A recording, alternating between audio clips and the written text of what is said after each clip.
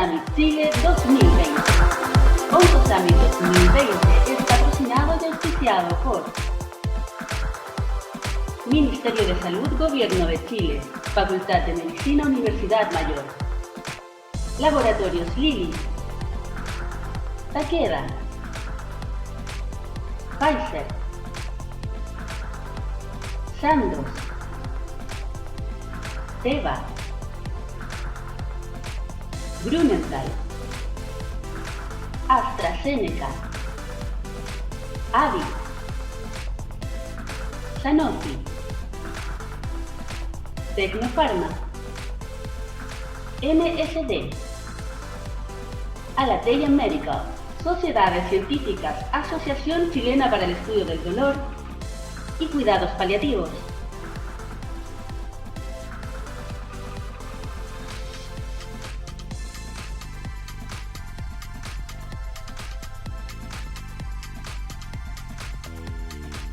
Sociedad Chilena de Mastología.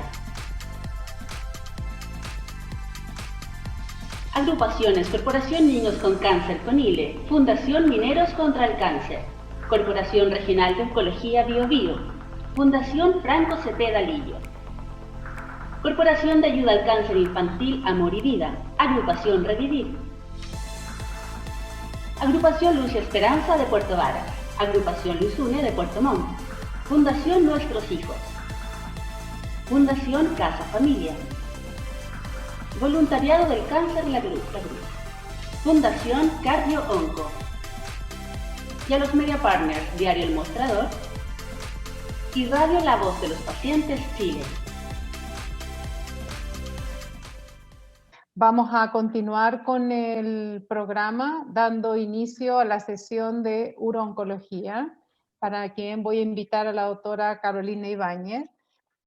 Carolina es médico cirujano, internista, oncóloga médica, diplomado internacional en biología molecular aplicada a oncología, actividades asistenciales y docentes en oncología médica del Centro del Cáncer de la Red Salud Pontificia Universidad Católica, investigadora principal y coinvestigadora de múltiples ensayos clínicos en fase 2, fase 3, publicaciones nacionales e internacionales.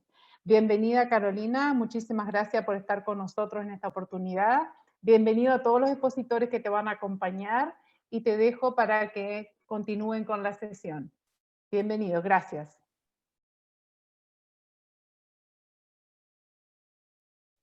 Muchas gracias, Diana. Vamos a dar paso a la sesión de urooncología, que es uno de los temas que a mí en lo personal me encantan. Vamos a continuar con el doctor Saade, Juan Pablo Saade, que él es oncólogo clínico, egresado de la Universidad de Buenos Aires, máster en oncología molecular. Él es médico staff de la unidad genitourinaria del Instituto Alexander Fleming del Hospital Universitario Austral y del Sanatorio Británico de Rosario. Es miembro experto del Consenso Basilea, investigador principal de innumerables estudios en cáncer de riñón, vejiga y próstata. El doctor Saade hoy día nos va a hablar sobre los avances en la terapia sistémica en cáncer de vejiga. Doctor Saade, por favor.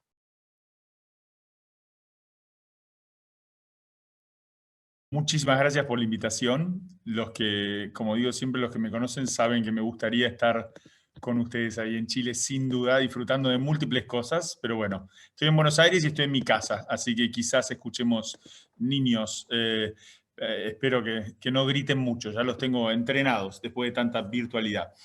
Por los próximos 20 minutos les voy a hablar de un tema que a mí me encanta hablar en el último tiempo, porque es uno de los temas que más novedades ha habido este año, muchas en ASCO y muchísimas en ESMO, que es el tratamiento del cáncer avanzado de vejiga.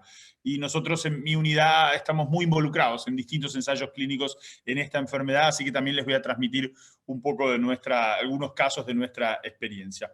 ¿Cómo es el estado actual del tratamiento del cáncer de vejiga? Y quiero hacer dos aclaraciones al mostrar esta diapositiva. Primero estoy hablando, obviamente, si uno tiene acceso a todo. Entiendo, y lo tengo más que claro, que en Latinoamérica la mayoría no tiene acceso a todo. De hecho, yo no tengo acceso a todo, pero si uno lo tuviera, este sería el escenario actual del tratamiento del cáncer de vejiga avanzado desde el año 2018, como dice la diapositiva, y estamos hablando de la primera y de la segunda línea. No voy a hablar más allá de anticuerpos inmunoconjugados y demás, porque es muy complejo, o tratamiento target, se hace muy largo, así que me voy a focalizar en la primera y en la segunda línea, y en el rol de la inmunoterapia, que es el tema más al alcance de la mano. Si tenemos un paciente que puede recibir cisplatino, lo tratamos con cisplatino y gemcitabine, o MVAC, o dose dense MVAC, pero lo tratamos con cisplatino. Eso no ha cambiado. El cisplatino no ha sido desbancado de su rol fundamental en el paciente que puede recibirlo. Si el paciente no puede recibir cisplatino, si es PDL1 positivo, mandamos a tener el tumor, le podemos dar inmunooncológicos, habitualmente están aprobados pembrolizumab y atezolizumab en esta indicación, o carboplatino y gemcitabine es una opción, si el paciente por supuesto no puede recibir cisplatino, pero sí puede recibir carboplatino. Ahora, si el tumor es PDL1 negativo, esto es lo que cambió en el 2018, no podemos usar inmunooncológicos, porque les va mal. Vamos a ver ahora que les va claramente mal. Entonces debemos usar carboplatino y gemcitabine, que es inferior a cisplatino, pero que es mejor en este escenario. Y en la segunda línea, posplatino, ya está claramente establecido, de hecho allí nació la inmunoterapia en esta enfermedad, que hay que usar inmunoterapia, también basada en pembrolizumab o en atezolizumab. ¿Qué quiero resaltar? Que lo vamos a ver a lo largo de toda la presentación, porque esto marca el cáncer de vejiga a diferencia de otras enfermedades. El cáncer de vejiga es una enfermedad quimiosensible. Las tasas de respuesta que vemos con la quimioterapia, este es el estudio de MVAC versus dose dense MVAC, este es el estudio de SysGem, el de Bondermasse, SysGem versus MVAC, y este es el estudio de carboplatino y gemcitabine. No importa que usemos carboplatino, 36, 49, 72% de respuesta son respuestas que no vamos a ver con la inmunoterapia. Es una enfermedad quimiosensible. El problema es que no dura, ¿sí? El problema es esto, lo que llamamos hoy las colas de la curva. Las colas de la curva son colas muy bajas, porque responde, pero dura poco la duración. A mí me gusta pensar en la quimioterapia como un corredor el más rápido corredor de 100 metros. En el corto plazo gana, es como Usain Bolt. Nadie le gana en los 100 primeros metros. En los primeros meses gana la quimioterapia. Y me gusta pensar en la inmunoterapia como un maratonista, que si hay que correr largas distancias, es el que dura. Si uno ya piensa estas dos estrategias y dice, bueno, tengo que ganar una carrera de postas, porque lo que hacemos los oncólogos son carreras de postas, es una cosa tras otra, quizás lo mejor sea poner a Usain Bolt a correr los 100 primeros metros y después le pase la posta a un maratonista, ¿no? Y vamos a ver un poco eso es lo que hemos venido viendo en el último tiempo. Primero vayamos a algo que no es controversial, que es la segunda línea. ¿Qué es importante esto? Es aquí nació la inmunoterapia. Si lo recuerdan, esto fue histórico en ASCO, yo estaba allí ese día, mayo 31, 2014, el doctor Tom Powles presenta los datos de una droga que en ese momento se llamaba MPDL 3280, hoy la conocemos como atezolizumab, y nació la inmunoterapia en cáncer de vejiga, en la segunda línea, con respuestas que nos impactaron a todos. ¿Cuál es el estudio más fuerte en esa segunda línea? En realidad el único estudio fase 3 randomizado prospectivo con mejoría de sobrevida global, el Keynote 045 que vemos acá, ya famoso, donde pembrolizumab le ganó a los taxanos o a la vinflunine y se estableció como la segunda línea de elección luego de la quimioterapia. Ahora bien, noten algo en esta curva. Incluso en segunda línea, o sea, pacientes que ya recibieron quimioterapia y están recibiendo una segunda línea de quimioterapia, la quimio vuelve a ganar. Al principio, los primeros 4 meses, la segunda línea de quimioterapia vive más que con inmunoterapia. Sigue siendo un gran corredor de corta distancia. El tema es que pembrolizumab, por supuesto, gana en la maratón. Y es ahí donde saca las ventajas y por eso se aprobó. Incluso en la segunda línea se nota este patrón en cáncer de vejiga. En esto gana la inmunoterapia y este es el último reporte que tenemos del Keynote 045 y si ustedes ven lo que es la duración de respuesta es casi 30 meses versus 4 meses. Claramente un maratonista la inmunoterapia. Y la cantidad de pacientes vivos a 3 años es el doble para pembrolizumab para quimioterapia. No hay duda. Por esto, la inmunoterapia se impone en la segunda línea. Y este es un paciente mío, mi primer paciente que recibió pembrolizumab.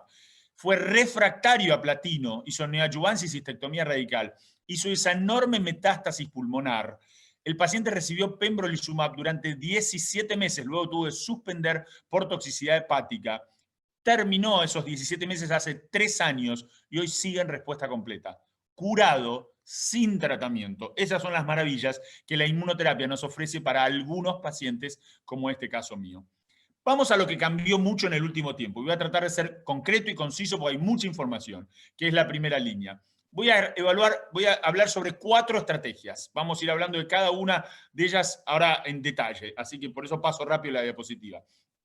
Y vamos a hablar fundamentalmente de 4 estudios. Uno fue presentado en ASCO, el Javelin, y los otros 3, Danubio y Keynote, fueron presentados en ESMO, y el Invigor ya lo conocíamos porque es el que tiene mayor seguimiento. En esta gráfica están resumidos los 4 estudios. En rojo siempre está la estrategia de quimioterapia, en azul siempre está la estrategia de inmuno-oncológico monodroga, en verde está la estrategia de inmuno-oncológico 2 drogas, y en celeste está el combo de quimio más inmuno. Es complicado, pero los colores tratan de hacerlo sencillos. Y si yo tengo que resumir en una diapositiva cómo fueron estos estudios, el Danubio fue negativo, y ahora vamos a ver igual qué podemos aprender de él. El Invigor 130 pongo negativo con signo de preguntas, porque nos falta seguimiento, pero todo luce como que va a ser negativo. Y el Keynote fue negativo. O sea, tenemos 3 estudios negativos y un claro ganador, que es obviamente el Javelin. Vamos a ver qué aprendimos de todos estos estudios negativos. Entonces, lo primero que vamos a evaluar es inmunoterapia de primera línea en el paciente PDL1 positivo, unfit para cisplatino, que es lo que estamos haciendo hoy en día. Le damos pembrolizumab o le damos atezolizumab, si es PDL1 positivo. Recuerden los criterios para ser unfit para cisplatino. Este es Matthew Galsky, todos lo pueden tener en mente. Lo más común es que sea por insuficiencia renal, que el paciente no puede recibir cisplatino. Esa es la causa más común. ¿Y les va mal con carboplatina? Sí, es verdad que iba mal con carboplatina. Este es el estudio de María de Santis, clásico, que mostramos para decir les va mal con carboplatina, pero es verdad que eran pacientes unfit para cisplatino, entonces por eso los resultados son malos, a pesar de lo cual, insisto, miren la tasa de respuesta, 36 a 42%, es superior a lo que uno obtiene con inmunoterapia. El primer estudio que estableció esto, más viejo, es el Keynote 052, y también tenemos el estudio de atezolizumab, pero este creo es el más importante por el número de pacientes. Es un estudio de una sola rama, o sea que nuestra evidencia en este escenario era bastante escueta. Una sola rama, todos tratados con pembrolizumab. ¿Qué nos mostró el estudio? Sobrevida global de 11 meses, pero lo importante es que si los dividíamos en PL1 positivo y negativo, a los positivos les iba bastante bien, con 1 año y medio de sobrevida. Y esto es mejor en sobrevida que lo que vimos recién con carboplatino. Y por eso la inmunoterapia, y puntualmente pembrolizumab, se impuso en esta primera línea, PDL1 positivo, sobre todo cuanto más positivo el paciente, mejor le va. Y sobre todo lo que ya dijimos, duración de respuesta, mucha más duración de respuesta para los PL1 positivos, 57% siguen en respuesta a 2 años, y por esto la inmunoterapia ganó este escenario, por lo menos hasta la evidencia actual.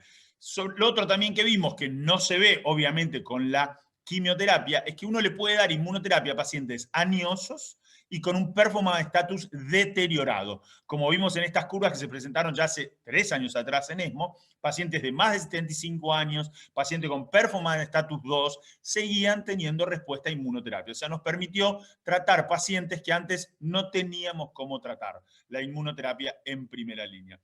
Ahora, esto ha sido puesto en duda. Esta estrategia con la que todos estábamos cómodos y la aceptábamos, ha sido puesto en duda por estudios negativos. El primero, el Danubio, reportado este año en ESMO. Aquí tenía una rama que era durvalumab versus quimioterapia en PDL1 positivos. Y no le fue tan bien. De hecho, volvemos a ver el clásico patrón que la quimioterapia gana al principio. Y de hecho, este estudio fue negativo. Entonces, esto nos empezó a generar dudas. Ya no estamos tan cómodos con hacer inmunoterapia en PDL1 positivo. ¿Sí? Luego vino el Keynote 361, también reportado en ESMO. También tenía una rama de pembrolizumab versus quimioterapia en PDL1 positivo. Otra vez las curvas se cruzan y el estudio fue negativo. Entonces, esta estrategia con la que estábamos bastante cómodos, ahora nos sentimos bastante incómodos, incluso en PDL1 positivos, de hacer solo inmunoterapia en primera línea. Ahora vamos a cambiar a otra estrategia, que es hacer las dos cosas juntas, todo junto, quimio más inmuno. Bueno, aquí tenemos el estudio InVigor 130, como les decía, con un poco más de seguimiento. Este es el que les digo que ustedes pueden decir si es positivo o negativo. Ahí estamos como con la votación abierta todavía.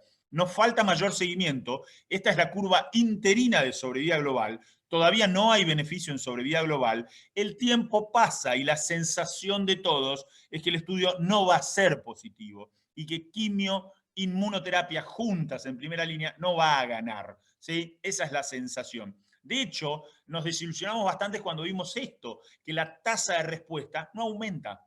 La tasa de respuesta, poniendo todo en la primera línea, es muy similar a hacer quimioterapia sola, que es 44 versus 47%. Si quieren ver el lado positivo, el vaso medio lleno, es que la tasa de respuesta completa sí es casi el doble, 13% versus 7%. Pero es lo único positivo que podemos sacar de la tasa de respuesta. Y para agregar más leña al fuego, como decimos aquí, el Keynote 361 es claramente negativo. Todos esperamos que fuera positivo, pembro más quimio versus quimio, y es totalmente negativo. O sea que esta estrategia está puesta severamente en duda. La estrategia de quimio más inmunoterapia juntas en primera línea. Vamos a hablar ahora de una tercera estrategia, perdón, vuelvo para atrás, que es hacer el combo de IO-IO en primera línea. Y aquí tenemos otra vez una estrategia negativa. Acabamos de ver el Danubio tenía una rama que era tremelimumab más durvalumab, el combo AstraZeneca, si ustedes lo quieren llamar, de anti-CTLA4, anti-PDL1. Y el estudio fue negativo también. Y una vez más, ¿quién ganó en los 6 primeros meses? La quimioterapia. Otra vez ganó la quimioterapia. Se cruzan. Luego, Treme y Durva gana, pero no alcanza a compensar. Ya no alcanza la ventaja que le sacó la quimio al principio. Esto es en la población general, que es como fue diseñado el estudio, y por eso el estudio es negativo, porque se diseñó para la población general. El subanálisis de los pacientes PDL1 positivos sí fue positivo. A pesar de que las curvas se cruzan, hay una ventaja para el combo IO-IO en primera línea. Pero este no fue el endpoint del estudio primario, fue un endpoint secundario. Entonces tenemos que decir que el estudio es negativo. Y si esta estrategia de IO-IO en PDL1 positivo va a prosperar, lo vamos a saber en el futuro. ¿Con qué? Con este estudio que nosotros estamos haciendo en Fleming, que es el 901, que evalúa lo mismo, ipi-nivo en primera línea versus nivo versus quimio-nivo. Y este estudio sí utiliza PDL1 como biomarcador. Entonces, creemos algunos que en PDL1 positivo, ipi-nivo va a dar bien y este estudio va a dar positivo. Como sabemos lo que le damos a los pacientes, les puedo mostrar este caso nuestro de un paciente con una muy buena respuesta mediastinal y muy buena respuesta pulmonar. No sabemos el PL1 porque esto es ciego para el investigador, pero vemos respuestas muy marcadas con ipi-nivo en este escenario. Está por evaluarse. Hoy en día la evidencia que tenemos, insisto, es negativa del Danubio. Veremos si el 901 revierte eso para los PDL1 positivos en el futuro. Y para terminar, la última estrategia, que es la ganadora y por eso lo dejé para el final, que es hacer quimio primero e inmunoterapia de mantenimiento después. El estudio famoso, presentado ya en ASCO y ya se volvió famoso, es el Javelin 100 Bladder, y exactamente hizo esto. Los pacientes recibían quimio con cisplatino o con carboplatino por 4 a 6 ciclos. Y si respondían con respuesta completa, parcial o enfermedad estable, se randomizaban a avelumab de mantenimiento o best standard of care, era la otra rama. El estudio fue claramente positivo, 21 meses de sobrevida global, nunca lo habíamos visto en cáncer de vejiga, y tengan en cuenta que a estos 21 meses uno le tiene que agregar los 4 o 5 meses de la quimioterapia, porque esto se empezó a medir después de la quimioterapia. Muy positivo en población general. En esta diapositiva se ve que es el primer estudio que rompe la barrera de los 16, 17 meses en sobrevida global. Es la sobrevida global más larga reportada en cáncer de vejiga metastásico, ¿sí?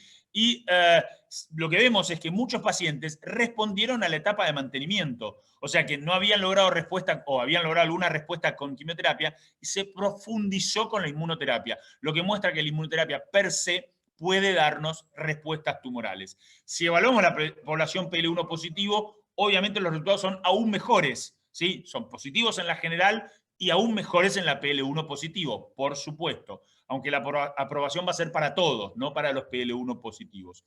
Todos los subgrupos se beneficiaron. Si uno quiere encontrar alguna diferencia, dice, bueno, lo que les acabo de decir, los PL1 se benefician más y los que hacen los que tienen enfermedad, no visceral, se benefician más de los que tienen enfermedad visceral, cosa que suele suceder en cáncer de vejiga.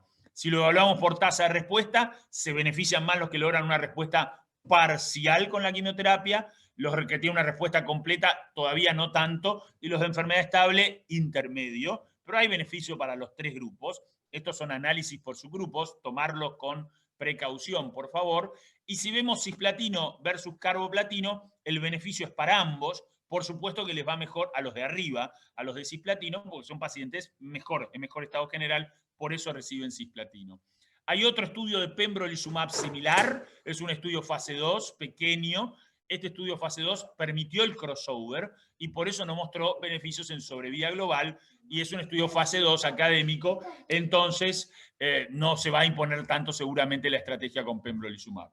Entonces termino diciendo esto: en segunda línea no ha cambiado mucho, es pembrolizumab, ha superado a la quimioterapia. Quizás tener en cuenta que si tienen un paciente en segunda línea que tiene mucha carga de enfermedad y lo que ustedes buscan es una alta tasa de respuesta, pensar en una segunda línea con quimioterapia, porque la quimio sigue teniendo mayor respuesta que la inmunoterapia, incluso en la segunda línea.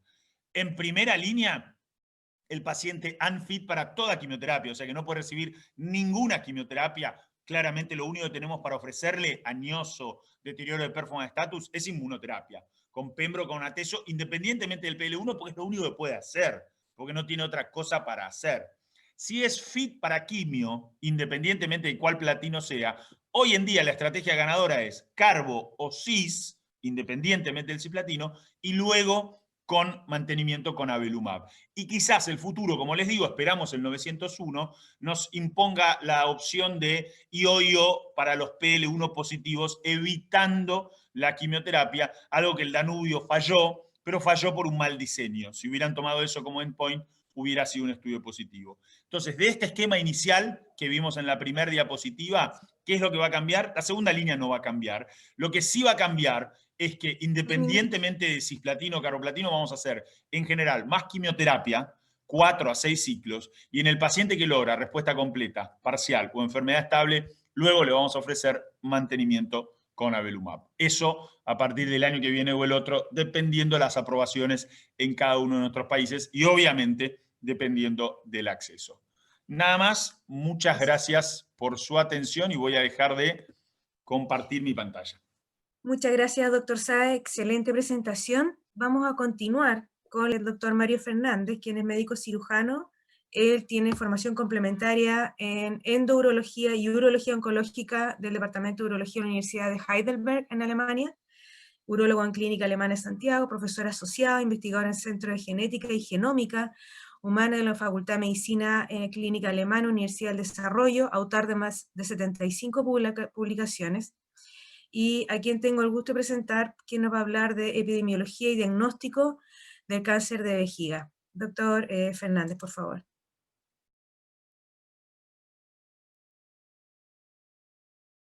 Yo voy a hablar de la epidemiología y el diagnóstico del cáncer de vejiga, citar un poco por qué es tan importante tener esto siempre en cuenta, porque claramente no es de los tumores, entre comillas, más famosos que manejamos. Estos son mis conflictos de interés. El cáncer de vejiga es 3 veces más común en el hombre que en la mujer. No se sabe bien por qué todavía, pero es claramente más común en el hombre.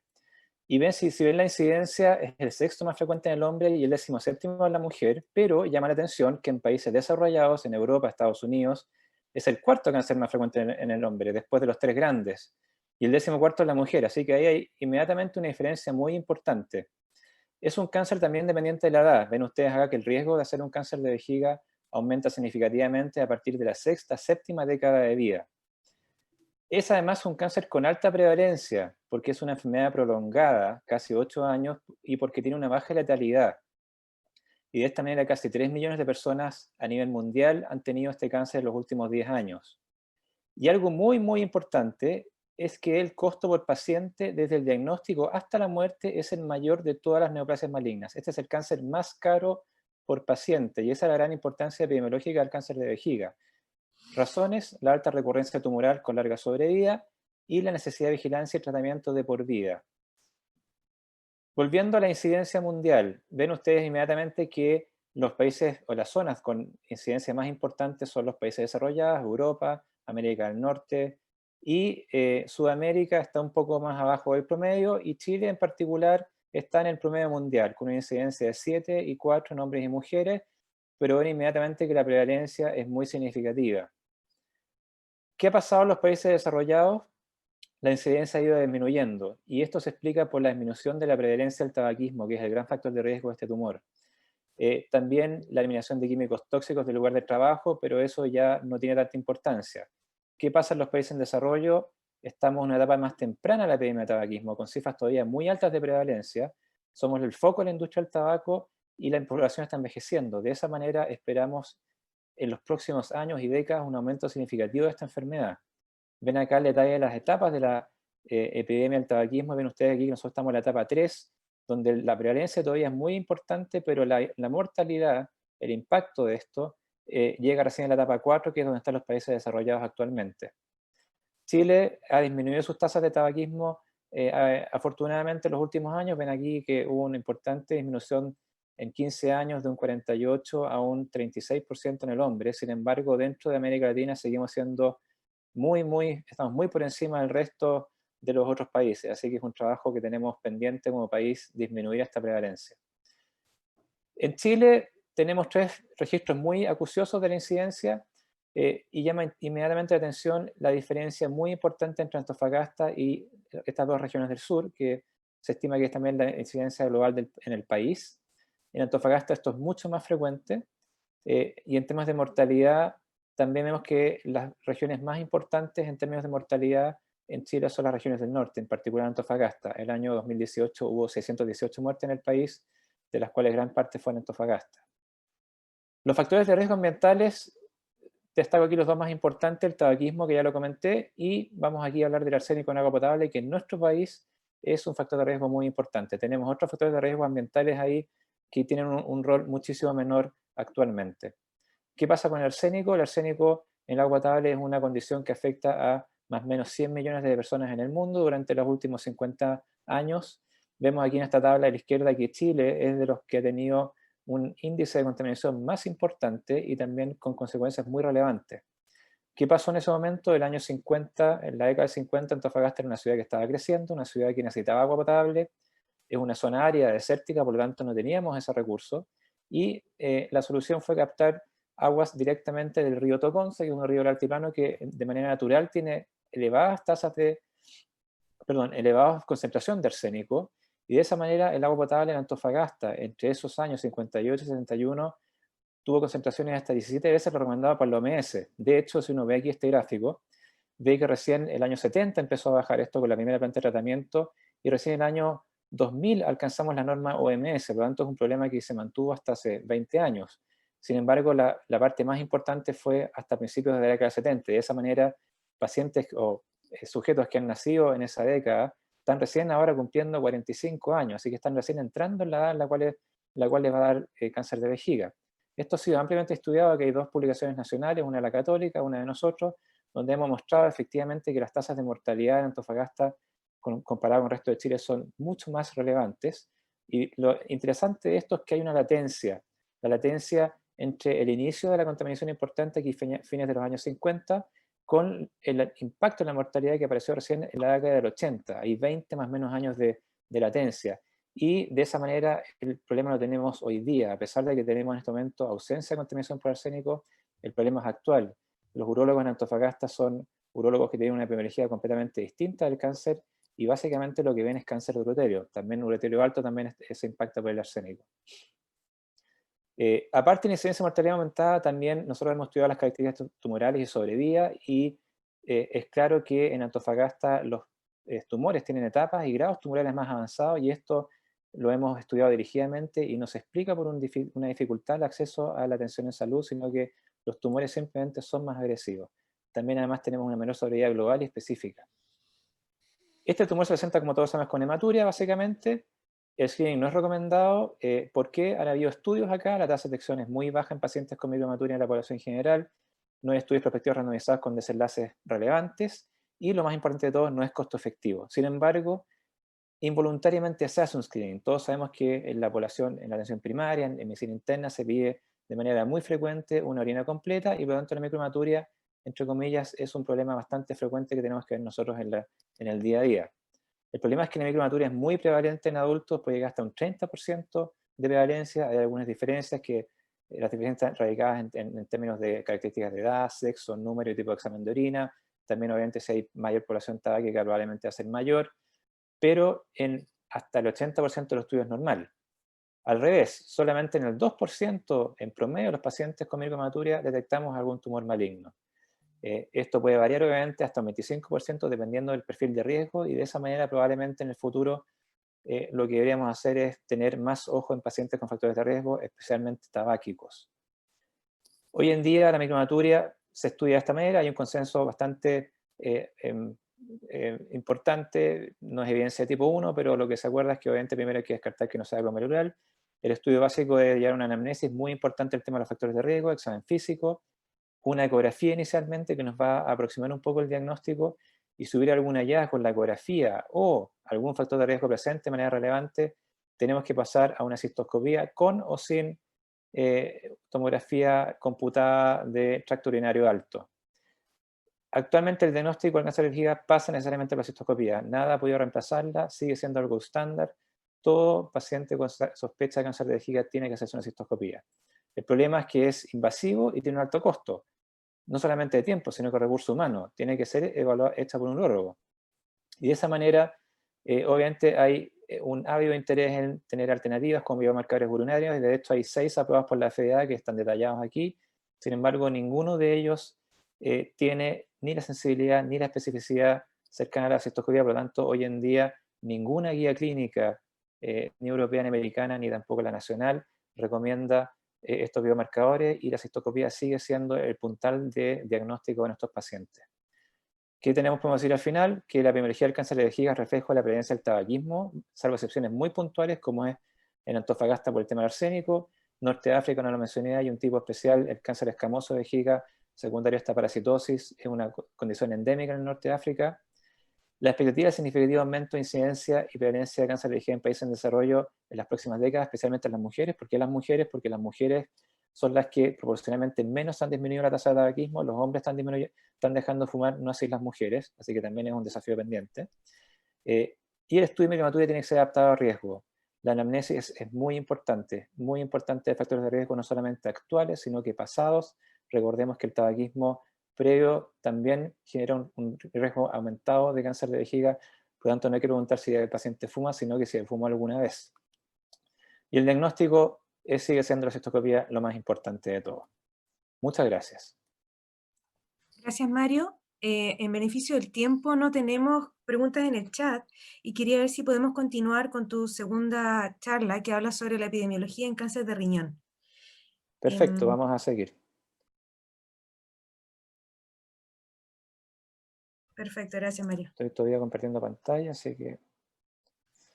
Ya, esta es una presentación un poco más corta. El cáncer renal es también un tumor que es más común en el hombre, tampoco se sabe la causa.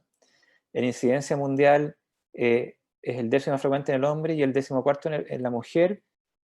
También es un cáncer dependiente de la edad. Vemos aquí que la incidencia en las décadas, sobre todo a partir de la 6ª, 7ª década de vida, aumenta significativamente. Y también hay algunas diferencias a nivel mundial. Nuevamente son los países desarrollados que tienen la mayor incidencia, pueden ver ustedes acá. Sin embargo, aquí la explicación es totalmente distinta al cáncer de vejiga. La explicación acá es básicamente debido a un masivo diagnóstico con imágenes, que obviamente están más disponibles en nuestros países, y de esa manera tienen, entre comillas, más diagnóstico. En Chile estamos nuevamente en el promedio, tenemos 1.951 casos nuevos en 2018, más que en vejiga. De hecho, ven que la incidencia ahí claramente es mayor que en vejiga, es 10 y 5,1, y la prevalencia también es importante. ¿Qué ha pasado a nivel mundial últimamente con el cáncer renal? Hay una incidencia creciente a nivel global, debido a estas dos razones. Primero, mayor exposición a factores de riesgo que voy a explicar más adelante, pero lo que ya mencioné, el masivo diagnóstico mediante ultrasonido. Hoy en día más del 50% de los diagnósticos son accidentales, los tumores renales clínicos de antaño ya no se ven, y de esa manera la incidencia ha ido creciendo y la mortalidad, sin embargo, proporcionalmente ha ido decreciendo, justamente por lo mismo, porque encontramos los tumores en etapas más precoces, por lo cual obviamente la sobrevida y el pronóstico es mejor. En Chile tenemos nuevamente estos tres registros y ven ustedes ahí que, a diferencia de Vejiga, donde Antofagasta está acá nítidamente, acá tenemos tasas bastante similares en las tres regiones. Por lo tanto, el arsénico aquí, si bien hay alguna publicación que ha demostrado que tiene alguna relación, es una relación muchísimo menor. Mortalidad, 981 muertes, con una tasa de mortalidad de 3,4 en 100.000, que es el promedio mundial. Aquí están los factores de riesgo, son bastante numerosos, ven aquí los modificables, nuevamente el tabaquismo, pero con un riesgo relativo bastante menor que en vejiga. Recordemos que el riesgo relativo en vejiga va entre 2,5 a 4, aquí es 1,3. El sobrepeso, la obesidad, es un factor de riesgo que se ha metido con mucha fuerza en los últimos años y también es una razón para explicar que la incidencia de este cáncer vaya aumentando. El consumo de alcohol, mucho menor. Los no modificables, que aquí sí juegan, a diferencia de vejiga, un rol más importante, sobre todo el von Hippel-Lindau, que llega hasta ser hasta el 5% de estos tumores. Eso claramente es un síndrome importante de considerar y de explorar en este tipo de pacientes.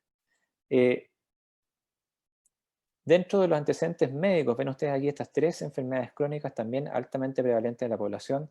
También es una razón, entre comillas, para que el cáncer renal vaya aumentando en los últimos años.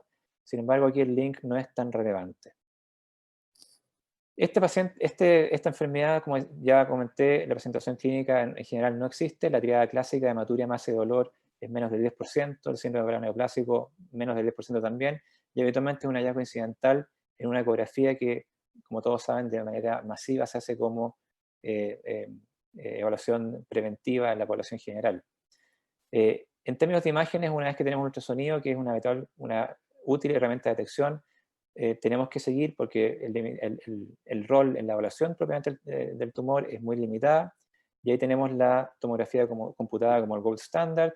La tomografía computada nos da información útil en términos de extensión de tumor primario, si hay compromiso vascular, si hay adenopatías regionales o de órganos adyacentes. Por lo tanto, sigue siendo el gold standard, la resonancia que se está metiendo con fuerza.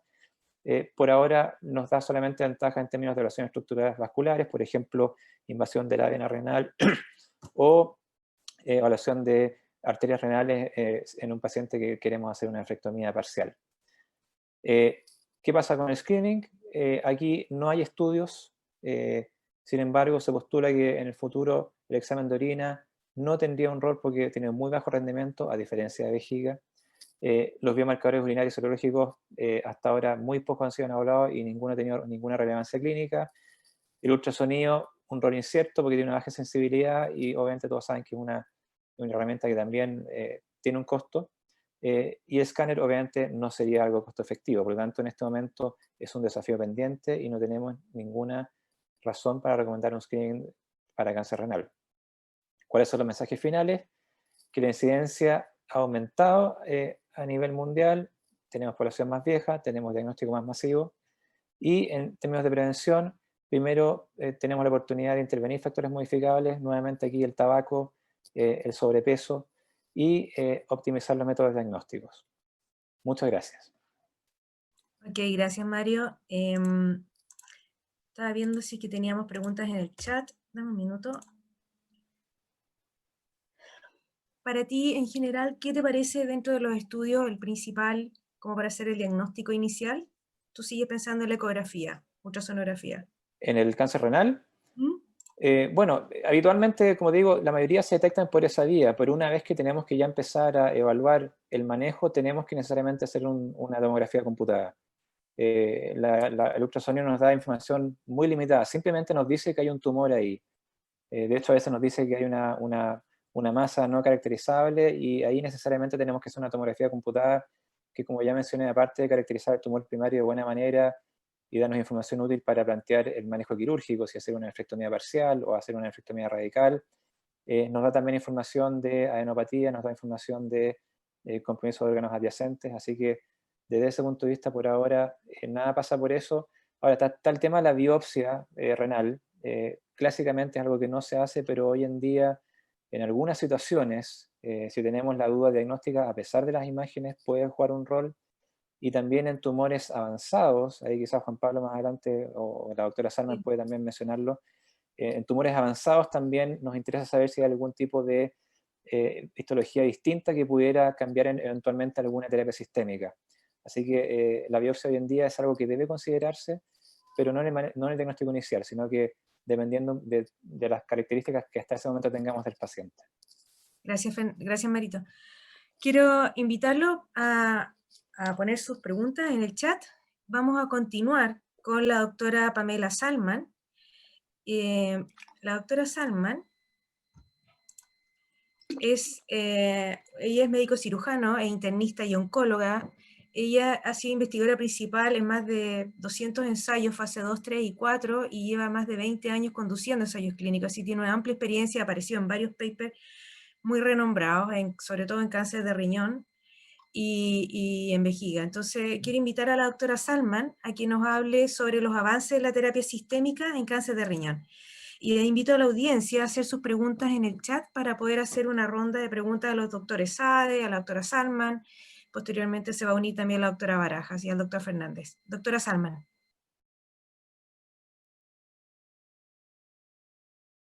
Hola, buenas tardes. El desafío acá es enorme porque, como dijo en la excelente presentación del doctor Sade, hay mucha información en vejiga, en renal hay muchísima más. Ahí está. Mis conflictos de interés. Y un poco estas son los targets moleculares, que son miles ahora. No teníamos hace 10 años, 15 años atrás, teníamos solo 2, ahora tenemos muchos. No me voy a quedar pegado en esto porque tenemos poco tiempo. Las guías de la NCCN del 2020 son las que nos permiten un poco guiar y la aprobación de los regímenes según el riesgo que tenga el paciente con cáncer renal, que es importante hacer notar que por ahora nosotros en cáncer renal no tenemos ninguna otra forma de poder pesquisar al paciente y dirigirlo. No tenemos el PDL1, no tenemos el TMB, el cáncer renal tiene poca.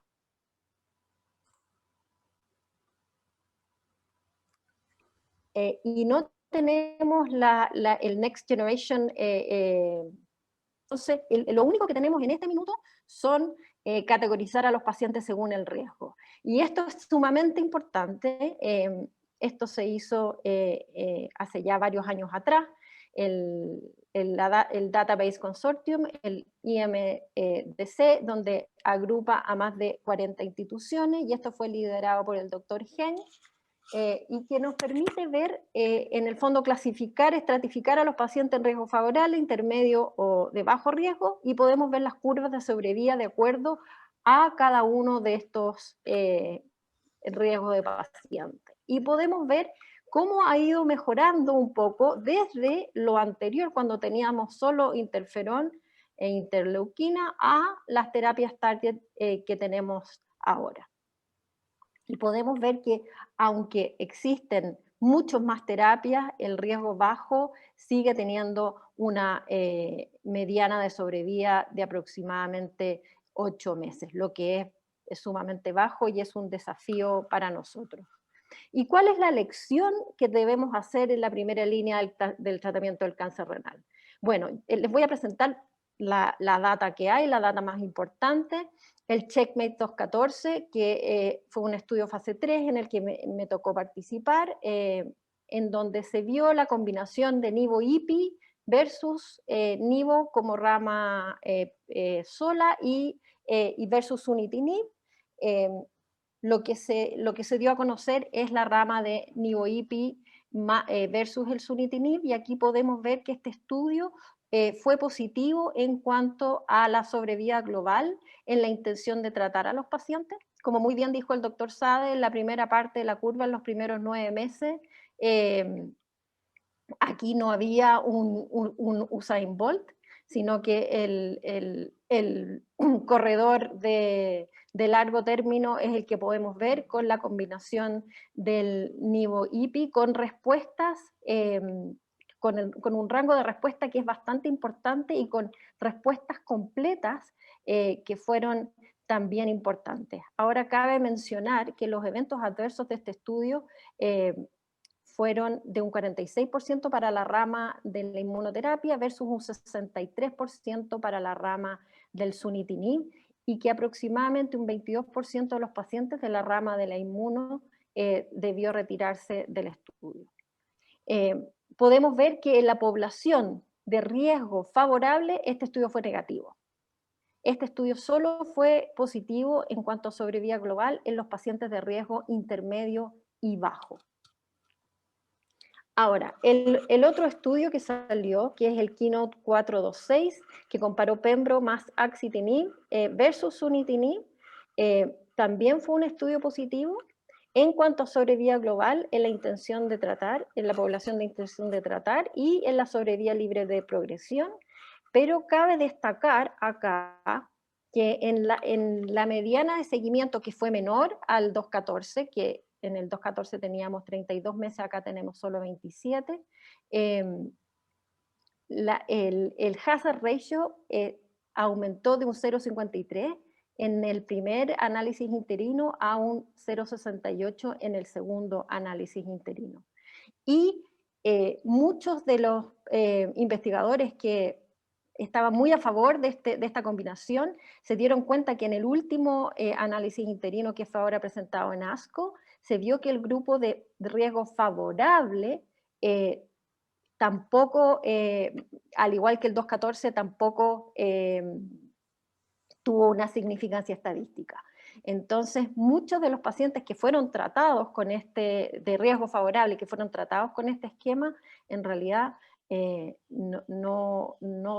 realmente no sabemos si se beneficiaron. Lo que sí sabemos que hubo una importante tasa de respuesta global. Y poniendo en contexto cada uno de estos dos estudios, podemos ver que en la intención de tratar a los 30 meses, el CheckMate tenía un hazard ratio de 0,71 que se mantuvo en el tiempo, a diferencia del Keynote 426, que el hazard ratio va subiendo y no sabemos qué va a pasar en el siguiente análisis interino. Y que para el riesgo favorable, esto fue claramente no estadísticamente significativo para estos dos tratamientos. Entonces la pregunta que uno se hace, ¿uno debe en los pacientes con cáncer renal metastásico que tienen riesgo favorable darle una biterapia o podemos solo dar una terapia? Un poco la comparación en cuanto a la sobrevida global, lo mismo que les dije, la curva se mantuvo en el 2.14 en cuanto al hazard ratio, va más o menos aplanándose, y no sabemos lo que va a pasar con el Keynote 426. Aquí podemos ver que a los 24 meses la mediana de duración de respuesta en el 2.14 ya se mantuvo estable, podemos ver el plató de la curva, no lo sabemos en el Keynote 426, todavía es muy temprano para ver si la duración de respuesta se mantiene en el tiempo. Lo que podemos ver acá es que en un principio, a los 9 meses, las curvas del CheckMate 214 están completamente traslapadas y que después empezaron a separarse y ahora hay un plató de la curva en el tiempo posterior. Por tanto, a diferencia del Keynote 426, en que al principio las curvas se separan. Por tanto, esto nos puede guiar un poco en definir qué pacientes son los que uno debiera elegir para tratar. Si uno tiene un paciente que necesita una respuesta rápida, uno debe priorizar la combinación de axitinib más pembro, a diferencia de aquellos pacientes que pueden esperar un poco más y que queremos respuestas más duraderas, uno debiera en ese minuto quizás elegir la combinación de nivo-IPI. Un poco lo mismo, el seguimiento a 30 meses, vemos el plató de la curva en el 2.14 versus que no sabemos qué va a pasar a los 30 meses con el 426. Y lo mismo, viendo lo que pasa en un principio, lo que pasa al final, en que vemos que todavía la data del 426 en relación al 214 está prematura. El otro estudio que salió recientemente, el Javelin 101, que combinó avelumab más axitinib y que podemos ver que la significancia estadística solo fue en la sobrevía libre de progresión, no así aún, por lo menos en la sobrevía global, como podemos ver, las curvas se traslapan completamente. Y este es un estudio que se presentó en ESMO, donde tuvimos a un integrante de nuestro país que participó como investigador principal, que es el CheckMate 9R, que randomizó a los pacientes a nivolumab más cabozantinib versus sunitinib. Este estudio, que fue un estudio fase 3, fue estadísticamente significativo para la sobrevía libre de progresión, sobrevía global y la tasa de respuesta global. Podemos ver que aquí hay una tasa de respuesta importante en comparación con el sunitinib, con respuestas completas de aproximadamente un 8%, que en el 214 con la combinación nivo-ipi llegaba aproximadamente al 10%. Ninguno de estos estudios deja de ser tóxico. Yo no voy a hablar de las toxicidades porque no me da el tiempo, pero podemos ver que en este estudio, en relación al sunitinib, que es una droga que no deja de ser tóxica, la diarrea fue la toxicidad más importante. Y poniendo un poco en contexto cada uno de estos estudios, podemos ver que estaban bastante equilibrados en cuanto a edad, en cuanto a sexo y en cuanto al número de pacientes estratificados por riesgo, al PDL1, a si tenían nefrectomías previas o no, y eso es importante porque el 9R, que es un estudio más nuevo, tiene menos nefrectomías que los otros dos por los resultados del estudio Carmena. Y aquí podemos ver que las curvas más o menos son parecidas. Podemos ver que en el CheckMate 9R, en cuanto a la sobrevía libre de progresión y sobrevía global, son bastante parecidas a las del Keynote 426, y que el 9R comparado con el CheckMate 214, en la población de riesgo intermedio y bajo, el CheckMate 214 no fue bueno para sobrevía libre de progresión, pero sí para sobrevía global.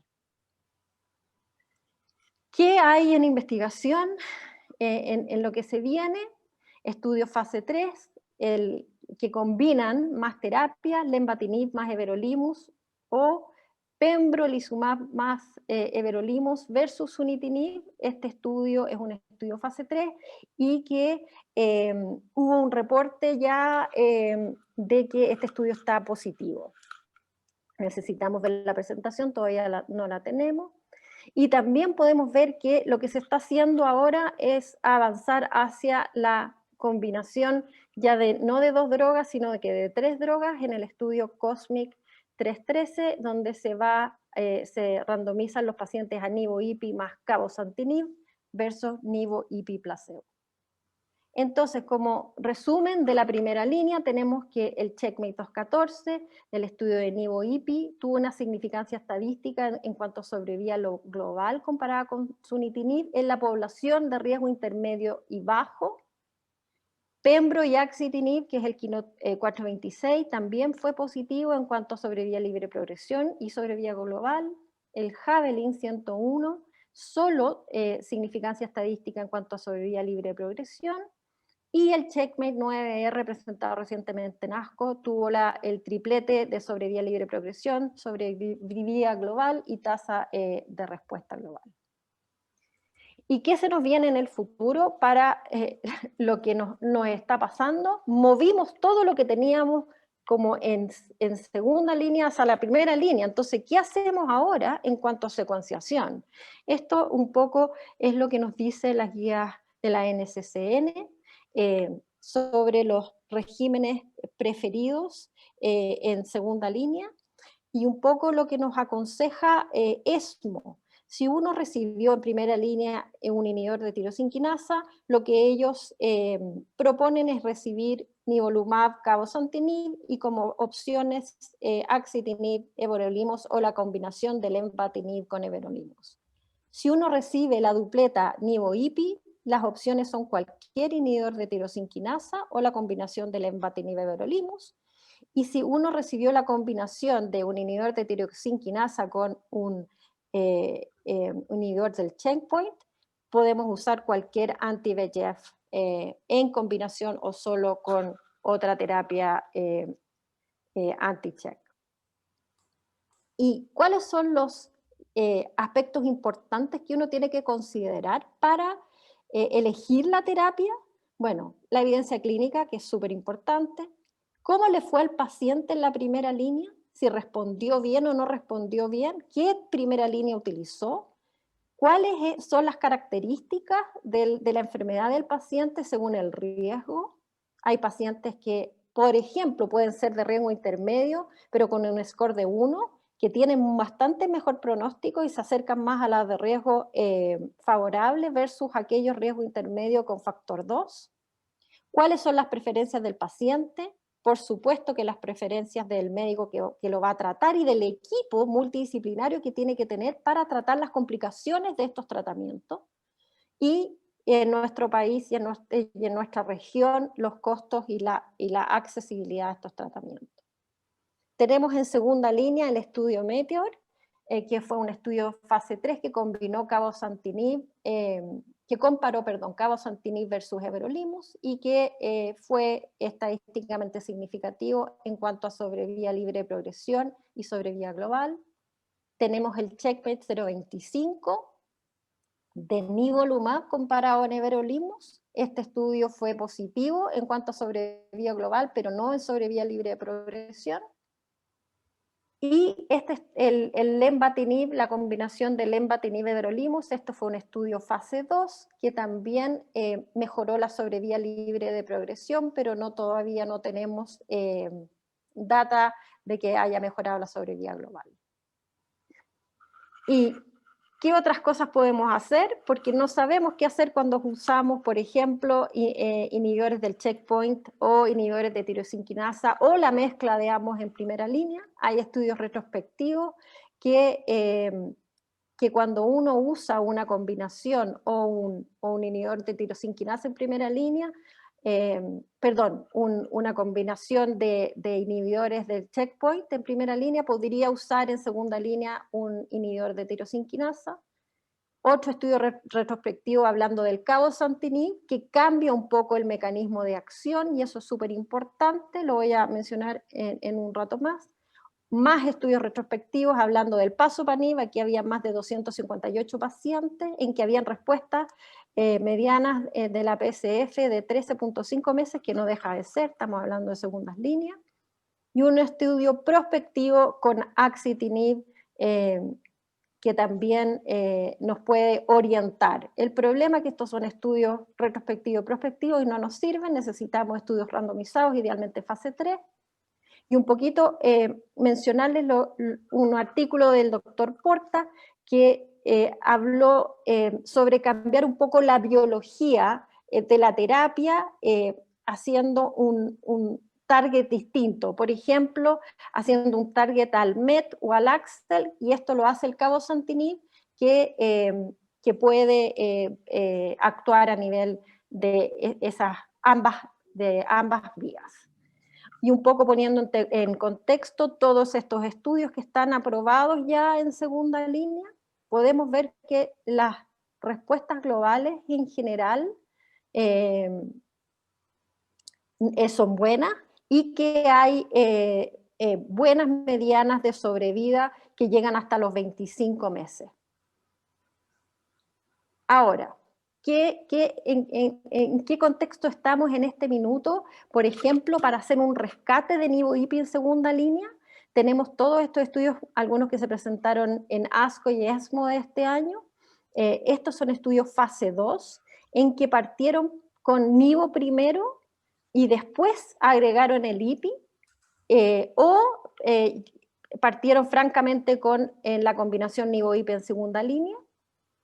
Y acá tenemos que las tasas de respuesta no son buenas, no traspasan, no van más allá del 13 al 15%, cuando el nivo-IPI del 214 en primera línea tuvo tasas de respuesta del 39% con respuestas completas del 11%. Entonces, estos estudios nos dicen que muchos de ellos no llegan a recibir IPI a la progresión, y que las tasas de respuesta no son mejores que recibir la combinación de entrada. Ahora, ¿cuáles son los estudios que se vienen? Hay un estudio muy interesante que es el Checkmate 209-8Y8, que es nivo-IPI versus nivo. Eso va a ser súper interesante porque ver qué pasa con los checkpoints como monodroga en primera línea. Tenemos este estudio que es el CONTACT-03, que es la combinación de atezo cabozantinib versus cabozantinib, y tenemos, como les conté, el COSMIC 313, que es ya usando no combinación de 2 drogas, sino de 3 drogas.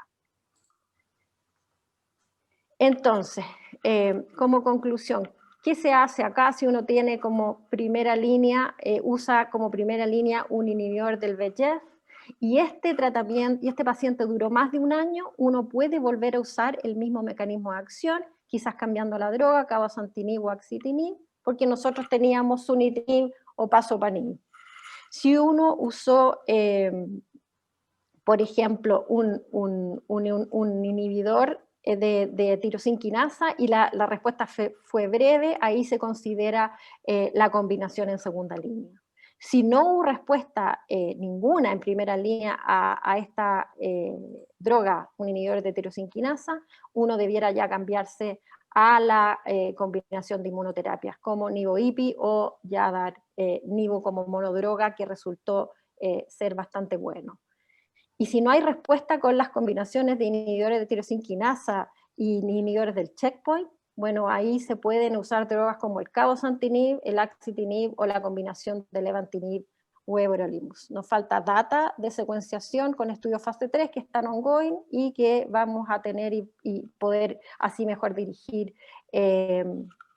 las terapias. Y un poco lo que se viene, es importante tratar de parar esto antes con la adyuvancia, lo que se hizo en melanoma, por ejemplo, estamos tratando y curando pacientes en melanoma por tratamientos adyuvantes efectivos, queremos tratar de hacer esto mismo en cáncer renal, ojalá resulte, estamos a la espera de los resultados de todos estos estudios, y un poco hablarles de los agentes más prometedores, que son estos anti-HIF2, con el estudio MK6482, que esperemos nos dé, que en los estudios primarios ya dio súper buenos resultados. Tenemos el Néctar 214, que es una interleuquina pegilada, este estudio está disponible en Chile en varios centros, y tenemos la combinación de un anti-endoglin con el axitinib, que también esta combinación puede ser promisoria.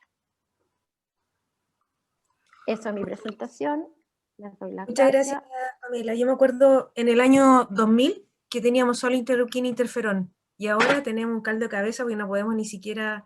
Es una cosa tremenda, tremenda, tremenda. Y no sé pero yo, mira, un poco lo que quiero transmitirles es que nosotros nos entusiasmamos cualquier cantidad con la data que sale inmediatamente después de un congreso, y que en general los oncólogos médicos, sí, esto es lo que hay que dar, sí, esto es genial, y como que las autoridades y los cirujanos se enojan un poco con nosotros por eso. Sí, yo quiero un poco decir que tenemos que ser cautos. ¿Y por qué tenemos que ser cautos? Porque hay que esperar los análisis en el tiempo, que muchas veces nos dicen esto sí funciona y esto no funciona, o en esta población sí y en esta población no.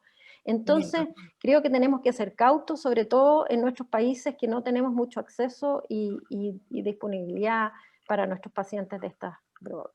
Sí, yo quería pasar ahora a la mesa redonda con la doctora Olga Barajas para aprovechar de ver estos casos clínicos donde podemos aplicar algo de lo que hemos aprendido hoy día.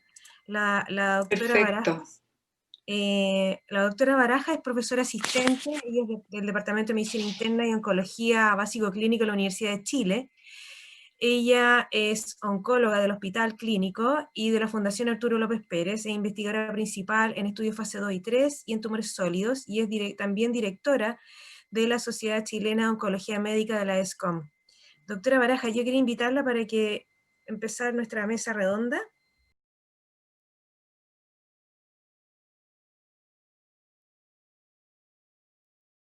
Muchas gracias por la presentación y muchas gracias por la invitación. Yo creo que este es un tema fantástico, y con todas las excelentes presentaciones que hicieron todos, yo creo que va a ser muy interesante poder discutir este par de casos clínicos que son casos que son de la vida real.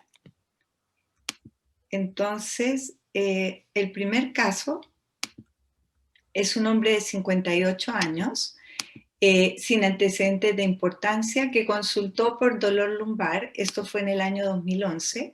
Allí lo estudiaron y encontraron un tumor renal izquierdo de 6 centímetros, sin evidencia de metástasis. Dado lo anterior, fue llevado a una nefrectomía.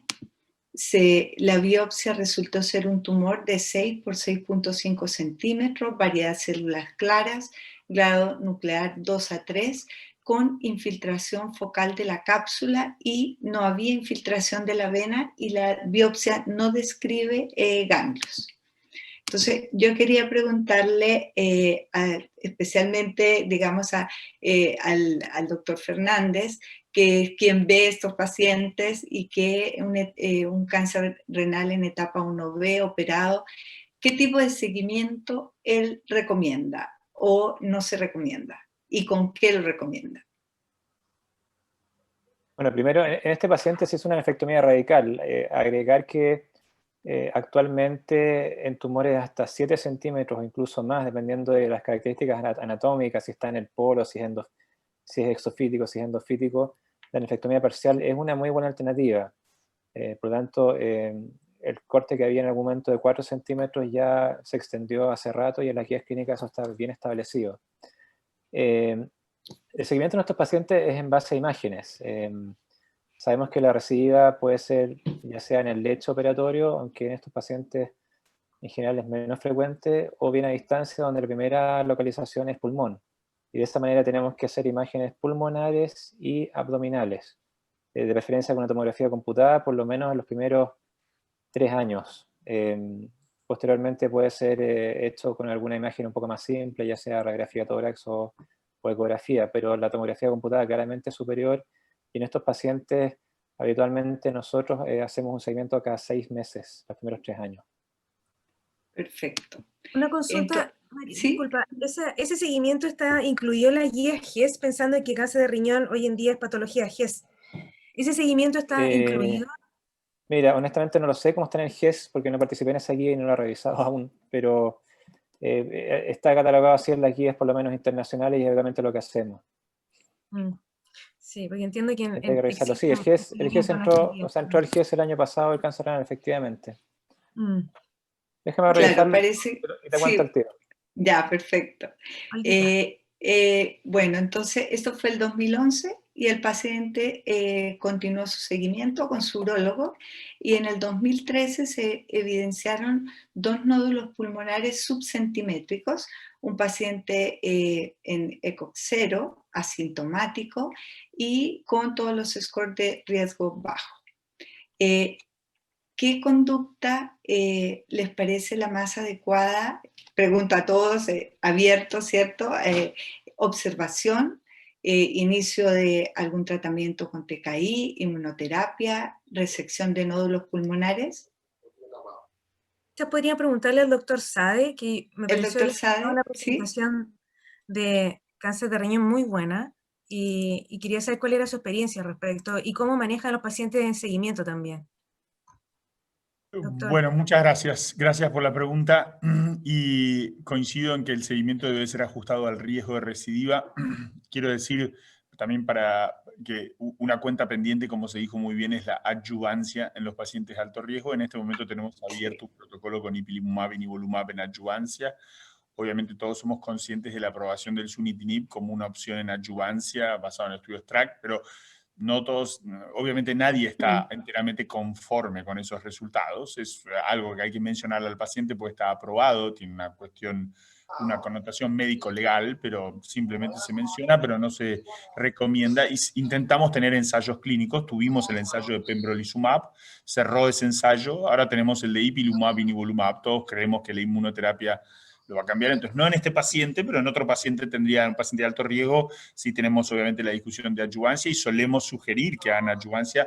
Los estudios los randomizan a placebo, ¿no? La rama control sigue siendo placebo. Sí.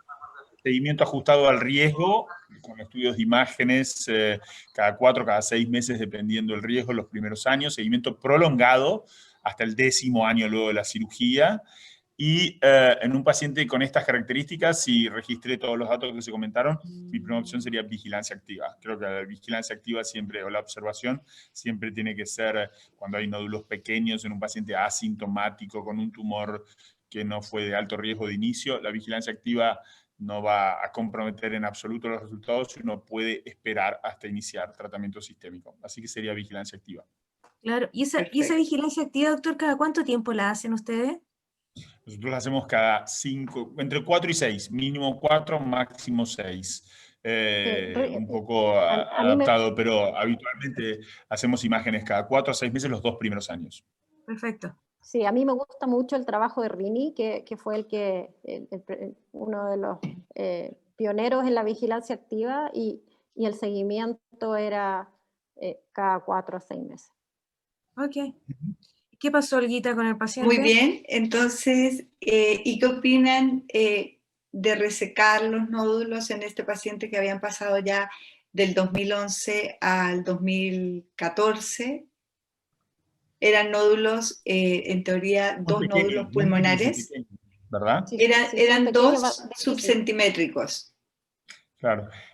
Nosotros tenemos esa discusión en nuestros comités, por supuesto, los urólogos están presentes y convocamos a otros cirujanos cuando es otro tipo de resección, como en este caso sería cirujano de tórax. Nódulos pequeños, más de uno, solemos esperar a ver cómo es la evolución antes de plantear cirugía. Cuando son tan pequeños existe la posibilidad que en el nuevo control aparezcan más nódulos y ese paciente entonces no se hubiera beneficiado de la metastasectomía ante el diagnóstico inicial de su recaída. Así que yo esperaría un tiempo prudencial antes de plantear una metastasectomía. Perfecto. Este paciente se esperó 1 año y estos nodulitos siguieron creciendo lentamente y eran los 2 nódulos únicos, y por lo tanto en el comité oncológico y con la evaluación de los cirujanos, de tórax, todo, se decidió ir a cirugía.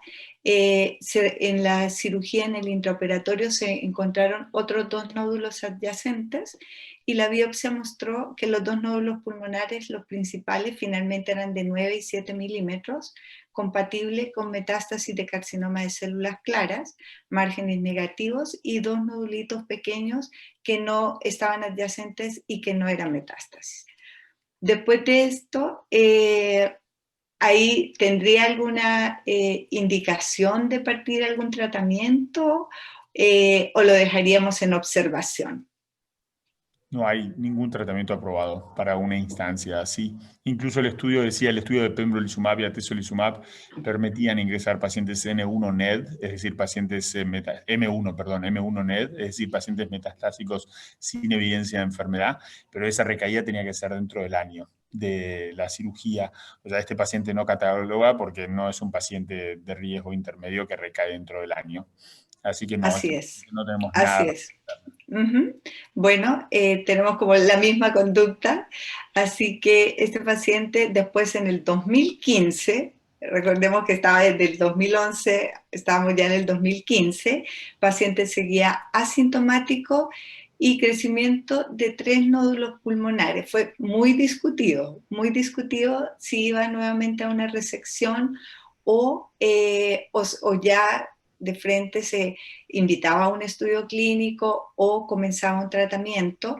Finalmente el paciente era FONASA, que aquí en Chile no tenía cobertura en ese momento, porque recién, como decía el doctor Fernández y Carolina, se inició con el auge de pulmón, donde se garantiza este tratamiento. Entonces el paciente en buenas condiciones, paciente joven, fue nuevamente a una resección pulmonar, pero tenemos claro, este paciente en excelentes condiciones, lento progresor, de bajo riesgo, así que se mantuvo en controles. Este es el control de noviembre del 2018, donde tenía un PET, CT, y vemos ahí cómo han reaparecido prácticamente estos nódulos pulmonares, asintomático, como les digo, el paciente sin posibilidad en ese minuto de partir nada, pero como estaba asintomático y era tan lento su progresión, se mantuvo en control y en espera de un estudio clínico. Así que esta era la imagen un año después, que iba creciendo lentamente, y en abril del 2020 ya aparecieron más nódulos en el pulmón contralateral, en el derecho, ya se ven unos más pequeños, qué sé yo. Así que en ese momento el paciente tuvo la oportunidad de ingresar a un estudio clínico, ingresó al NECTAR, donde era sunitinib versus nivo más la interleuquina pegilada. El paciente quedó en la rama de sunitinib. Uno siempre quisiera que el paciente quede en la rama de estudio, pero quedó en la rama de sunitinib y que pensábamos que también le iba a hacer bastante bien.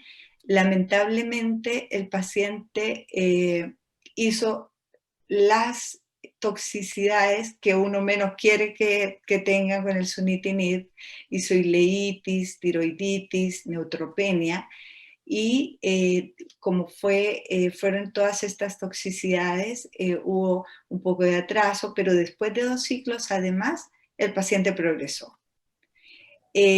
Entonces, en un paciente que ha progresado a una primera línea de TKI, ¿cuál sería? Bueno, la doctora Salman nos dio una excelente presentación de cómo tratar de jugar con todos estos factores y con todas las nuevas líneas que hay y lo que han mostrado los estudios, pero también teniendo en cuenta que es un paciente que no tenía muchas posibilidades en lo económico. Pero ¿cuál sería, a manera de ver, doctora Salman, doctor Sade, la mejor opción para este paciente? Dejo, si quiere comentar la doctora Salman. A ver, en el mundo ideal, si el paciente se recuperó de todas las toxicidades, yo le daría nivolumab, que creo que es lo que le corresponde. Ahora, también se puede cambiar, dependiendo del tiempo en que estuvo con el sunitinib, se puede cambiar el mecanismo de acción del TKI y darle cabozantinib. Hay varias opciones para este paciente. Yo creo que la mejor, por la data, y si el paciente está completamente recuperado de las toxicidades. No sé qué opina el doctor Sade al respecto. Sí, coincido que hay muchas opciones y uno tiene que adaptarlo al acceso que tiene. Mundo ideal, situación ideal, paciente recuperado, buena condición general. Yo le haría inmunoterapia combinada con ipilimumab y nivolumab, porque es un paciente virgen de inmunoterapia. y esto está incluso en las guías, que esto ofrece mayor tasa de respuesta y mayor control de enfermedad, pero no todos los pacientes lo pueden controlar, lo pueden tolerar, perdón, y además no lo solemos poder hacer en nuestros países, porque no está aprobada esa combinación. Entonces, si bajamos un escalón es inmunoterapia, porque es un paciente, el paciente es raro, no quiero comentar eso, porque es un paciente Sí. típico de riesgo favorable, y decimos que estos pacientes son adictos a la angiogénesis tumoral. La tasa de respuesta con sunitinib es bien alta, el tiempo a la progresión es muy largo, son esos pacientes que viven años con sunitinib, y sin embargo este paciente con todos los indicadores pensando en que uno iba a responder bien a sunitinib es refractario, ni siquiera tiene respuesta a sunitinib y encima tiene toxicidad. Por esos dos motivos yo no lo volvería a tratar con un antiangiogénico porque se ha mostrado refractario y además ha tenido bastantes típicas toxicidades del antiangiogénico como mucositis gastrointestinal y tiroiditis y neutropenia. Si uno usa una mejor droga, claramente es mejor, como lo dejó claro la doctora Salman, que es el cabozantinib, pero también es mucho más tóxico. Yo lo he usado mucho, he tenido la posibilidad de usarlo mucho en ensayos clínicos y fuera de ensayos clínicos la toxicidad es un desafío. Entonces creo que este paciente no lo va a tolerar, el cabozantinib, y además se ha mostrado refractario a la angiogénesis, así que creo que claramente hay que cambiar de estrategia, utilizar inmunoterapia solo con nivolumab o combinada. Everolimus como monodroga, nunca lo quise, no lo quiero ni lo querré, no tengo ningún buen resultado para contar de eso. Me parece que su único lugar es combinado con el lenvatinib. Ahora, lo que sí, siendo Sí, súper objetivo, claro. doctor, con lo que tenemos ahora, claramente el Checkmate 025 fue, y lo que teníamos problemas con los tumores de riñón, es que las segundas líneas o el comparador siempre era el peor comparador. Entonces, claro, en el 025 tenemos nivolumab versus everolimus, que es la peor segunda línea, y nos da 19 meses de mediana de sobrevida mucho mejor que el everolimus. Así que bajo esa perspectiva, claramente Nivo y quedó como la segunda línea, y yo estoy súper de acuerdo en que es una muy buena opción. Pero no tenemos Nivo-IPI como la segunda línea, entonces estaríamos explorando. No tenemos Nivo-IPI. Claro. O decir Pembroaxi, segunda línea, o decir, no sé, Cabo everolimus. Pero combinación en segunda vamos a línea. tener, Entonces, estamos esperando los estudios, estamos esperando los resultados de todos estos estudios y vamos a yo ver creo que qué en el mundo qué es lo que va a la pasar. mejor opción para un paciente, a mi parecer, es un estudio clínico. Esa es para mí mi Sí. mejor opción. Ujú. La primera opción, independiente de las posibilidades que tenga el paciente de acceso a las terapias, hoy en día no consigo en estos pacientes que no tengamos un estudio clínico. Si tenemos un estudio clínico viable, esa sería su mejor opción. La segunda opción, desde mi punto de vista y siendo concreta con lo que tenemos en la literatura, probablemente usaría monodroga o nivolumab. Estoy súper de acuerdo que como virgen a tratamiento, Nivo-IPI se ve muy, muy interesante, pero también podría ser lo mismo para Pembroaxi y usar el 426. Pero lo otro que quería poner en contexto, y en relación al estudio del doctor Sie, que apareció hace unos años atrás, un resumen muy bonito, que habla sobre el marco en el cual se desarrollan las metástasis en cáncer de riñón.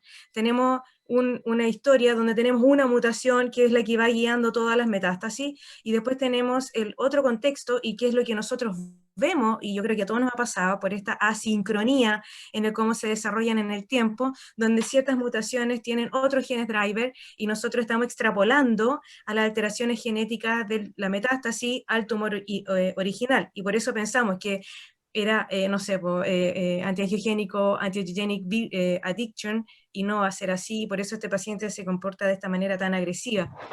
Así que en lo personal... Este paciente es raro porque partió muy light. Yo no lo hubiese operado nunca, yo lo hubiese mantenido en observación, estaba feliz en observación todo el tiempo, y yo creo que, bueno, cuando una vez que lo empezamos a tratar, la enfermedad se transformó y se transformó en una cosa tremendamente agresiva. Y con esto lo abrimos y se desparramó. Bueno, en fin. Bueno, entonces continuemos. Carolina, brevemente, que revisé las guías nacionales, brevemente, confirma lo que te dije, que el seguimiento de estos pacientes con tumores localizados es cada 6 meses con escáner. En este caso, como es un riesgo intermedio, es cada 6 meses, hasta los 3 años y después en forma anual.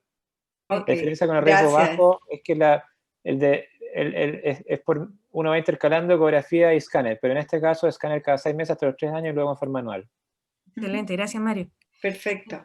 Bueno, ¿Qué pasó, para Fernanda? seguir con el caso, la peor de las segundas líneas porque el paciente no tenía acceso ni dinero, entonces según el estudio récord era lo que tenía, lo que podía acceder, no había estudio clínico de segunda, así que después de un mes de tratamiento, COVID, pandemia, así que se suspendió el tratamiento.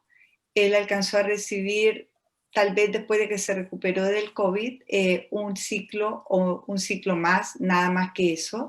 Estas son las imágenes de septiembre, que lo más llamativo son todas las secuelas, si podemos ver acá en estos estudios, todas las secuelas que tienen que ver muy probablemente con su infección por el COVID. El paciente ya está recuperado del COVID, está en excelentes condiciones, no requirió, a pesar de lo que se ve todavía, como no requirió hospitalización, el manejo del COVID fue en casa, entonces estamos viendo un paciente de la vida real, y bueno, y actualmente, como les digo, está en un ECOG 1, porque está en recuperación. Las imágenes que con el radiólogo viéndola, ¿cierto? Que puede ser progresión, puede ser imágenes post-COVID, o pues, también no podemos olvidar que hay neumonitis por el everolimus. Y si se confirma la progresión, que va a confirmarse seguramente muy pronto. Bueno, yo creo que ya han todos opinado cuál sería la mejor opción para este paciente, ojalá inmuno, ojalá en un estudio clínico, y bueno, ese era el primer paciente, ¿ya? No sé si tienen alguna No, yo creo que sugerencia. yo creo que no podemos olvidar la herramienta de radioterapia en estos escenarios. Nosotros en la Católica lo usamos ampliamente en aquellos pacientes que tienen sobre todo progresión asincrónica y tenemos algún tumor que sea dominante versus el resto que está controlado. Con SBRT nos ha ido bastante bien y sobre todo en pacientes bajo tratamiento con inmunoterapia, y de hecho estamos haciendo algunos estudios de esta asociación de radioinmunología y cómo eso puede potenciar el efecto de los tratamientos posteriores. Es algo que está en pañales, yo creo que es interesante tenerlo en mente, Claro. y no dejarlo a un lado. Si quieren pasamos al segundo caso. Al segundo, sí. Algunos minutos. Ya. Esta es una mujer de 78 años, monorrena, diabética, con una fibrilación auricular paroxística en tratamiento. En junio del 2017 consultó por hematuria, se estudió con una cistoscopía y encontraron un carcinoma urotelial, papilar, de alto grado. Acá podemos ver en la imagen de la biopsia, y vemos también el compromiso del músculo. Entonces era un carcinoma urotelial de alto grado, músculo invasor. Y en la etapificación, en ese entonces, vemos acá el tumor primario, y vemos enfermedad a distancia, nódulos pulmonares y un compromiso de pericardio. Entonces, con esta paciente ya vimos en la primera imagen, en la primera diapositiva, que tenía, era platino, era candidata a platino, ¿ya? Entonces, ¿cuáles las opciones de tratamiento más adecuadas para una paciente de 76 años en etapa 4 y que es candidata a platino? Yo quiero decir que en línea con lo que dijo Carolina, no es lo que haríamos nosotros en mi institución, es incluirla en el 901, lo que comenté, que tenemos abierto 3 ramas, IPI-NIVO, NIVO-quimio versus quimio. Este estudio, como les conté, como es abierto, sabemos lo que le toca a los pacientes, entonces hemos tenido buenos resultados con IPI-NIVO, asumimos que es en pacientes PL1 positivo, por los resultados que compartí, pero no lo sabemos, porque no tenemos esa información, eso es ciego para el investigador. Pero primera opción siempre es un ensayo clínico en nuestros países con dificultades, y porque le da acceso a los pacientes a una opción de tratamiento, y además todos avanzamos el campo. Así que sería nuestra primera opción. Si no puede acceder al estudio 901, hoy creo que de elección, casi sin discusión diría, es iniciar con quimioterapia, y si tiene algún grado de respuesta, continuar con habilitación. cuesta pensar una estrategia mejor que esa. Ese estudio ha sido ganador en todos los sentidos. Doctor Claro. Sade, y la experiencia en pacientes de esta edad, 78 años, NIVO-IPI. Nosotros hemos tratado pacientes más grandes que esa edad sin problema. No hay ninguna, digamos, correlación entre edad y efectos adversos inmunomediados. Yo siempre digo que los únicos dos requerimientos para hacer nivolumab y ipilimumab es tener experiencia en el manejo de efectos adversos inmunomediados y tener una institución que lo respalde a uno. Lo que necesitan mis pacientes que hacen nivo-IPI en cáncer de riñón o en cáncer de vejiga es que lo vea un promedio de 3 especialistas por mes. Necesitan una visita casi cada 10 días, 15 días a la institución y gente con mucho nivel de alerta para diagnosticar tempranamente el efecto adverso inmunomediado y para tratarlo. Eso es lo que se necesita. Si uno no tiene acceso a una institución donde hay dermatólogos, hepatólogos, gastroenterólogos, internistas, inmunólogos, es más complejo. Y si uno no puede seguir a los pacientes de cerca o no tiene experiencia en el manejo de efectos adversos inmunomediados, recomiendo no hacerlo. Pero la edad no es un factor determinante para nosotros. Perfecto. Bueno, entonces teníamos esas dos opciones igual que allá y la paciente ingresó, en ese entonces estaba abierto el 361, así que comenzó su tratamiento, quedó en la rama con Pembro, inició en julio del 2017 y vemos ya escáner de agosto del 2017, que ya había una lenta disminución y en diciembre prácticamente la vejiga se veía bastante bien y desaparición de los nódulos pulmonares. ¿Qué pasaba con la paciente? En el intertanto hacía infecciones urinarias a repetición y estas infecciones llevaron a que en abril del 2019 una sepsis de foco urinario. Ahí obviamente tuvo una descompensación de la arritmia, hipocalemia, deshidratación, se deterioró su performance, por lo cual debió retirarse del estudio.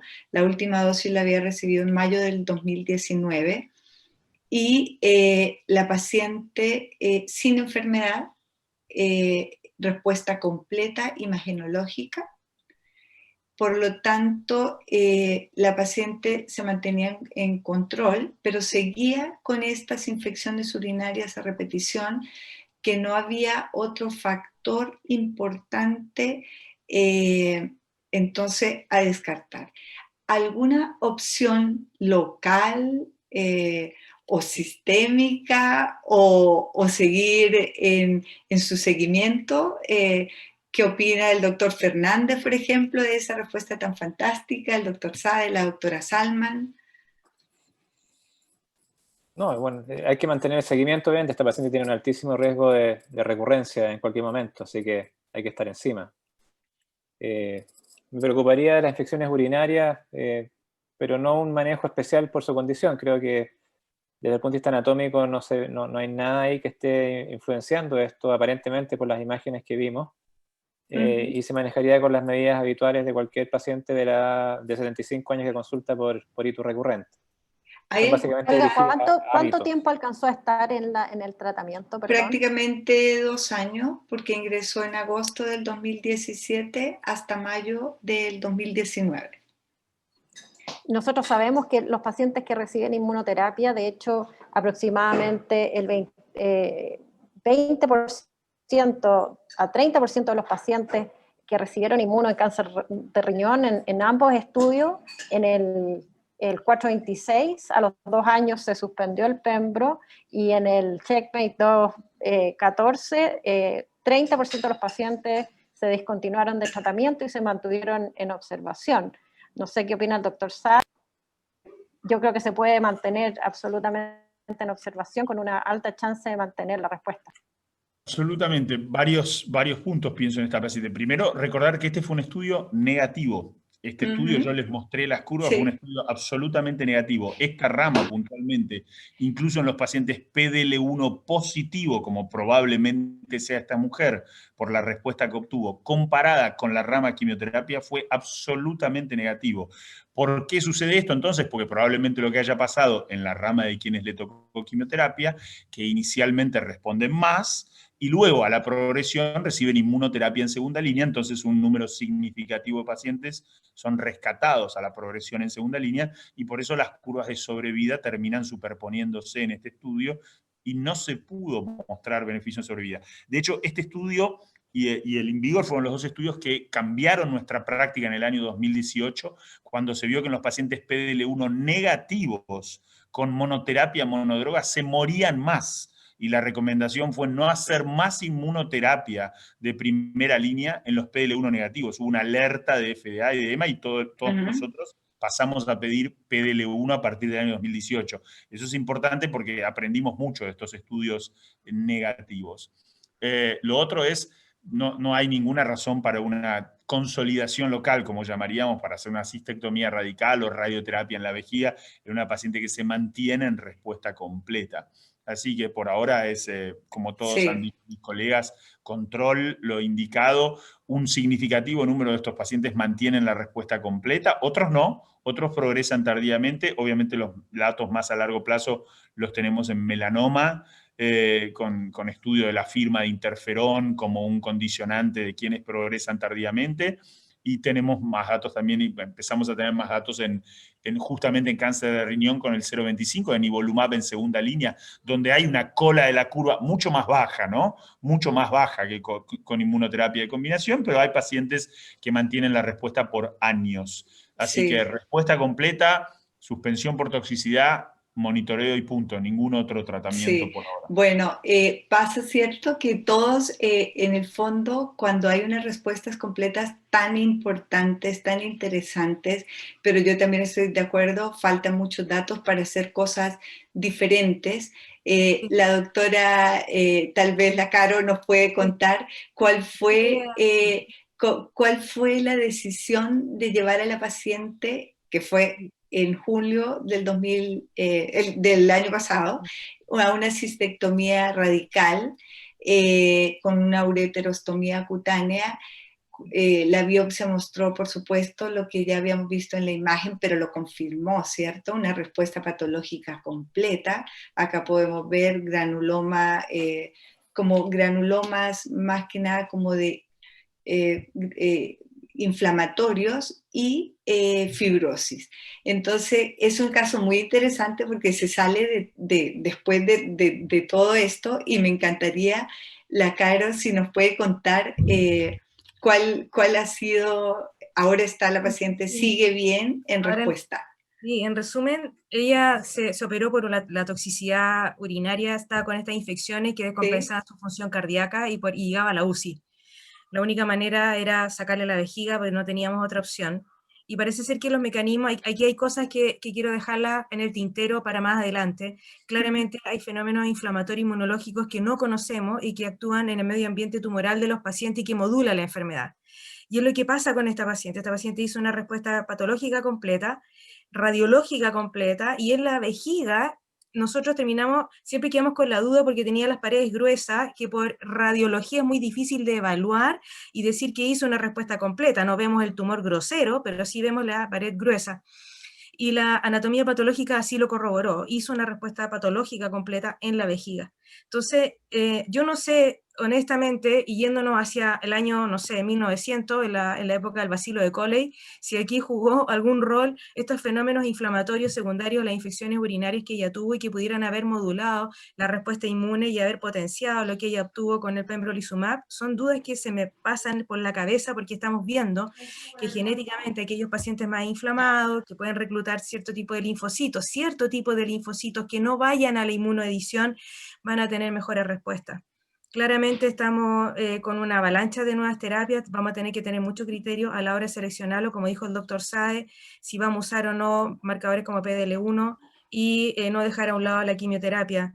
Yo les agradezco a todos ustedes, los panelistas, realmente muy buenas presentaciones, interesantes casos clínicos. Los dejo invitados para las próximas sesiones y creo que ya llegamos hasta aquí con nuestro módulo de riñón y vejiga. Perfecto. Muchas gracias a todos. Excelente módulo. Sí. Gracias a todos, la verdad que fue excelente la discusión, lo mejor, siempre nos falta tiempo para discutir un poquito más los casos clínicos, la realidad a la que nos enfrentamos. Excelentes presentaciones para todos, muchísimas gracias.